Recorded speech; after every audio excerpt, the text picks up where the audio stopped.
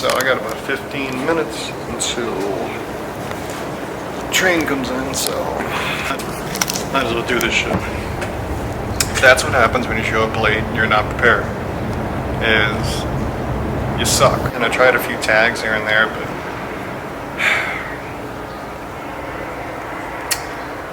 always show up early and at least be prepared.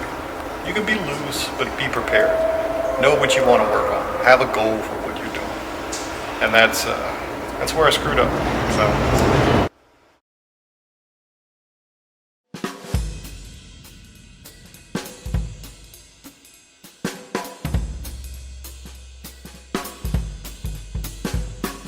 I'm Matt Menard. To me, comedy isn't just my dream, it's my obsession. You see your favorite comics on Netflix, but rarely do you see the struggle it took to get there. I'm in New York City trying to make it the most competitive place on the planet. I write, I tell jokes to empty seats, and I'm trying to figure it out. I'm an open micer.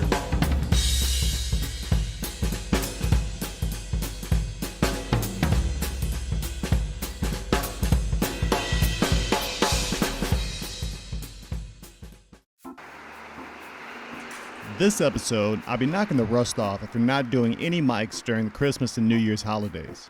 What I did have was plenty of time to write new material, so I've got a bunch of new jokes that I need to try out. It's finally after 5 p.m., so I can put my corporate job to rest and go do what I love to do. This week, I'll be hitting 3 mics around the city, 2 in Central Park and 1 in the Meatpacking District. Before COVID, I was trying to do at least 2 open mics every night, but I've been having to supplement with virtual open mics because of restrictions. Yeah, COVID has certainly made me rethink, well, everything, but it hasn't made me stop chasing my dream. It's just forced me to get creative on how I can get better. So, got open mic at 5, so what I'm going to be doing is maybe working on a couple of pieces of material. The first one is a daiquiri bit, Adorable Terrorist, and then I'm going to work on this other bit that I've been trying to mold in, and it's about your porn name, how it's your pet's first name plus the street that you grew up on. So those are things I'm going to be working on today, and seeing how good I can get that stuff. But I'm a little unprepared. Today was a rough day, so we just have to figure it out. I think that these are good bits. I gotta do something where I'm expanding on them. And I gotta see if they work. Just don't know if that's happening right now. I'm writing new material, but I'm not honing the material. So I gotta figure that part out. So, before I get too far, let me explain what an open mic is. An open mic is a live show at a coffee house, a nightclub, or a pub, or whatever it may be, where anyone who signs up can come up and perform in front of the crowd. Usually, you're performing in front of other comics or people who generally aren't listening. And the main point of it is to get you used to being on stage in front of people telling jokes. Let me stop here and let Joey Diaz explain to you what an open mic is. Open mics and there's open mics. Right. Comedy 101 is when you go on stage in front of 15 comics that paid $1 for a drink at the comedy to do comedy. That's right. Comedy 101. Right. That's fucking brutality. That's where you go home every night and you look at the fucking razor blade. Fucking nailed it, as usual. But let's get to the open mic. This one's called Meet Me, and it's run by 2 of my really good friends, Oscar and Lindsay. Hello, thank you, hello. Your hands on that cold. Hey, how are you? Hi, how are you? Your fly's open. All right. I love doing that. I love telling guys that their fly is open, and then when they're like, thank you, and I'm like, no, thank you. Matt Menard, everybody. I'm like, let's just get it over with. Let's just do this. Maybe if I screw it this way, people will laugh. Maybe I can pump up the crowd. Let's talk about what just happened. So, let's just talk, just me and you. You want to just have a conversation? Yeah. Because, I mean, obviously they're not listening, so. Sometimes you just got to try stuff, and that's what I was doing. I was just trying anything to elicit some kind of laughter or some kind of response. I went back home to Louisiana. Any other Southerners in here? Probably not. All right. Everyone was out of it. No one really wanted to stay. You can taste the cyberbullying in that one. This is lovely for comedy. Thank you very much. I don't know what that was. I went up like second to last. There was really Turn a bad crowd around. You got to do something that'll get their attention, and that's really what I tried to do. I did a little bit of material, but I knew it really wasn't going to go anywhere. No one wanted to hear that shit. This is going well. It's going super well so far. Yeah. I just riffed. I don't feel bad about it. I don't feel good about it. I don't know if it was good or it was bad, or I don't know. So maybe that's some kind of progress, but I rattled off some jokes. I don't even, like, it's one of those things where you're on stage and you don't even know what the hell you're talking about. Like, and then you get off stage and you're like, what the hell did I just say? Or what? I'm a grown man talking to a camera in the middle of the sidewalk. It is New York, though. Well, it's the next morning and time to move past what was not exactly my best appearance on stage. But now it's time to write. I wake up at 6 a.m. so that I can write jokes before work starts at 9. What I try to do is come up with a new 5 minutes every week. So while I'm working on a new set this week, I've got another batch of new material ready for next week. I don't know if that's what I'm supposed to be doing, but it sounded good in my head. New York is super weird right now. The city I came to that was moving a mile a minute seems to now be doing a slow crawl. I don't know if we'll ever get back to normal, but it doesn't make me love New York any less. I sometimes question why I'm still doing this and working so hard at it. The world seems to be burning all around me, but to be honest, this is the only thing keeping me sane. I just want to be a good comic and be as funny as I can be. In order to get better, you need stage time, and that's hard to come by these days. Comedy is very much like weightlifting. To get stronger, you need consistent reps. When you're just starting, the only crowds you can get are other comics at open mics, so it's basically like weightlifting with 2.5-pound weights. Real growth comes from getting in front of a live crowd multiple times every night, but you have to prove to the gym owner that you're worthy of the 45-pound plates. New York used to be a place where you could work out multiple times a night, but that's just not the case now. Even though it's closed, I'll walk by the Comedy Cellar in the evenings just to remind myself of what the goal is. You just have to keep showing up.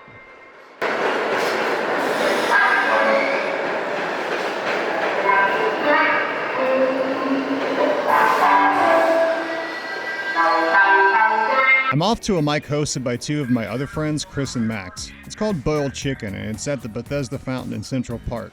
They hold it twice a week. I'm currently on pace to be on time, but I'm going to do that classic thing where I get on the Express A train without realizing they're not going to stop where I want them to. My stop is at 72nd Street, so I should have taken the C train, but because I'm thinking about how and what I'm going to say on stage, I forget I'm on the A train, which goes from 60th Street all the way to 125th, which is going to make me about 15 minutes late to the mic. I hate being late, and it only adds to all the other distractions and frustrations around me. So I'm going to take 2 losses in a row here. I'm going to bomb twice, so I'm not exactly thrilled about it. Comedy has a way of humbling you, even at my level. It makes you feel every mistake.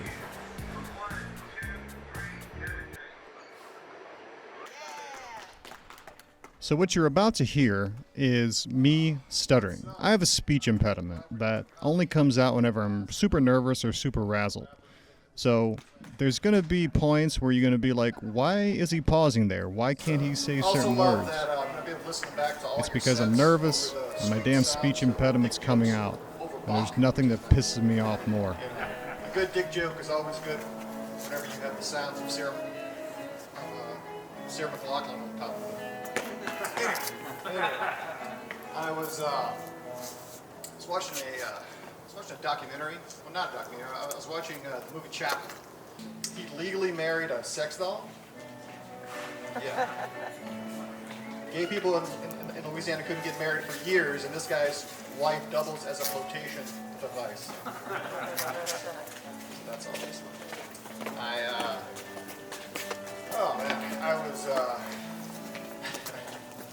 talking to my dad about the election. I can see that you're all cold. My name's Matt Menard. Thanks. All right, that's the mic, everybody. Thank you. Thank you. So I got about 15 minutes until the train comes in, so I might as well do this shit. That's what happens when you show up late and you're not prepared, is you suck. And I tried a few tags here and there, but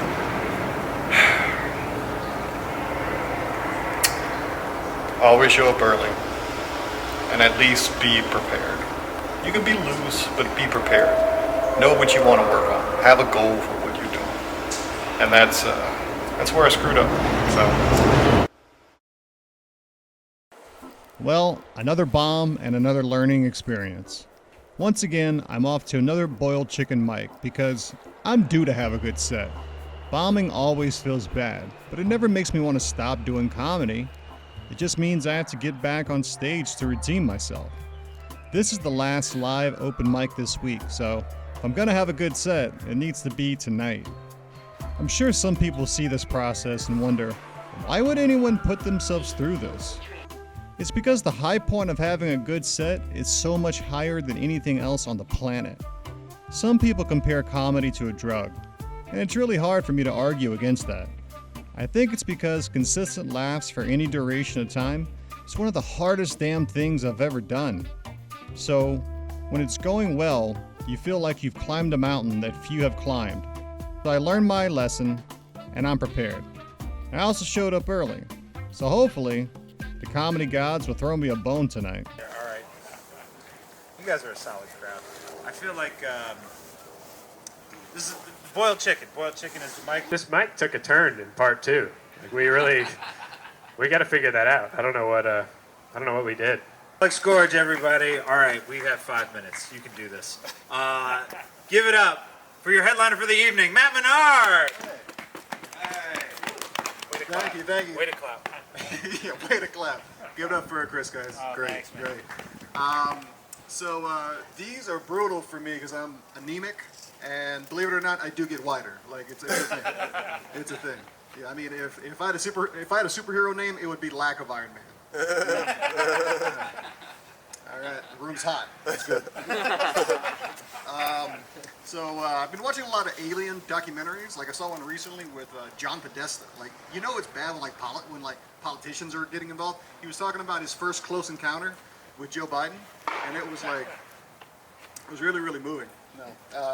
So I know I've been watching a lot of alien documentaries, and I'm convinced that aliens built the pyramids because how can men make measurements that are so precise that they line up with constellations that are thousands of miles away? When we can't give you an accurate height or penis size. Think about it, all right? I mean, personally, I'm 5'9" on Bumble, I'm 5'10" on Tinder, and 9 inches on Grindr. The whole spectrum. I mean, I just thank God that most of our measurements are based on the foot. Like, can you imagine running a marathon, then later finding out they measured the whole course in dicks?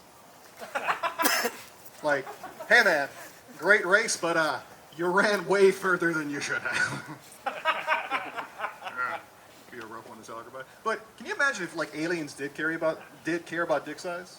They'd be like, hey, those encounters were close, but they were girthy.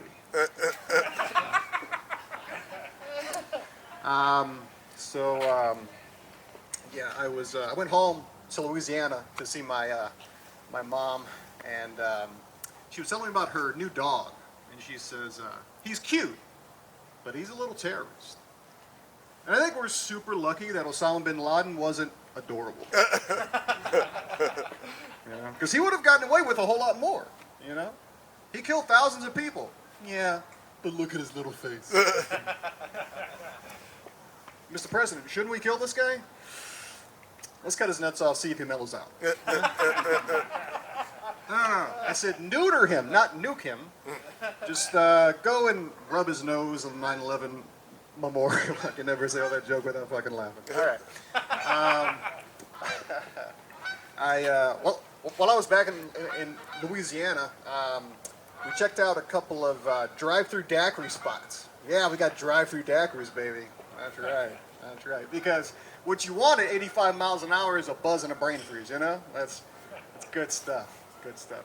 Well, me and a buddy, we drove up to a daiquiri place that didn't have a drive-through, and his response was, "No drive-through. This place is trash." But I'm like, listen, I'm no CEO, but maybe you don't want to be an accessory to vehicular homicide. Call me crazy. But the names of the daiquiris at these places are wild because, you have your weaker drinks. There's Tutti Frutti. There's Louisiana Lemonade. And then, the harsh drinks have harsher names. They got one called Watching Your Parents Fuck. Ooh.